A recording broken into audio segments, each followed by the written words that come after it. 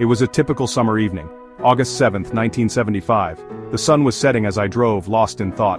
Suddenly a blinding light filled my car. A basketball-sized ball of light hovered before me. Fear gripped me. Then a voice, clear and strong, pierced the silence. "Peace," it said. "You don't have to be afraid of me, fear not." My heart pounded. This was no ordinary light, this was something different. The voice began to speak of the future, of a world spiraling into darkness. It spoke of a practice, a grave sin against life itself, abortion. The voice condemned the act, comparing it to ancient barbaric rituals. Then, a chilling prophecy. The voice foretold a rise in homosexuality, an unchecked wave that would engulf society. And from this moral decay, a plague would emerge. A disease, incurable and deadly, would claim millions by the dawn of the new millennium. Fear clung to me like a shroud. The voice continued, its tone grave. It spoke of a world consumed by its own desires. It described a sinister invention, a drug, concocted from two common chemicals, that would strip away a person's very conscience. This drug, the voice warned, would unleash a tide of lawlessness, leaving behind a society devoid of remorse. The voice painted a bleak picture of the future. It described a government, desperate to control its people, resorting to distributing free drugs. These drugs, the voice explained, would pacify the masses, dulling their senses and extinguishing their will to resist.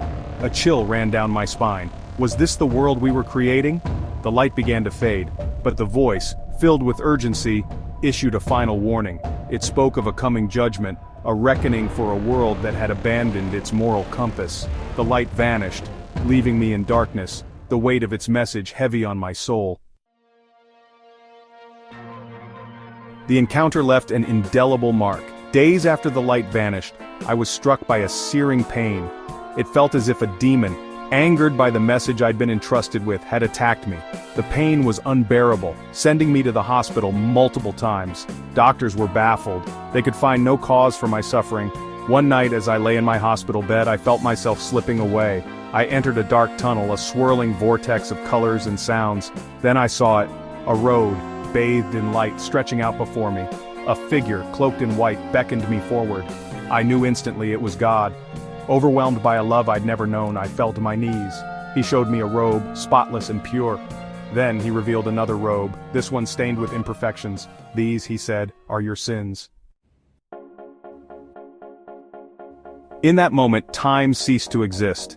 I was enveloped in God's presence, filled with an overwhelming sense of peace. He spoke of the future, of a world on the brink of transformation. He told me of 1 billion souls, young and passionate, who would rise to lead a spiritual awakening. 6 billion hearts would open to his love, he promised.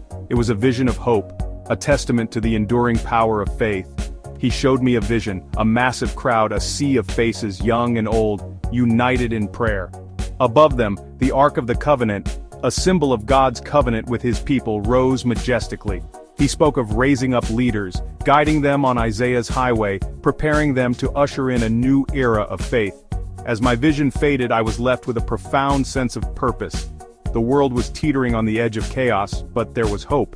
The choice was ours, to embrace the darkness or to become beacons of light. We are like the 4 horses, he explained, one for each aspect of life. Some of us get caught up in the mad dogs on the banks of the river of life, legalistic and controlling.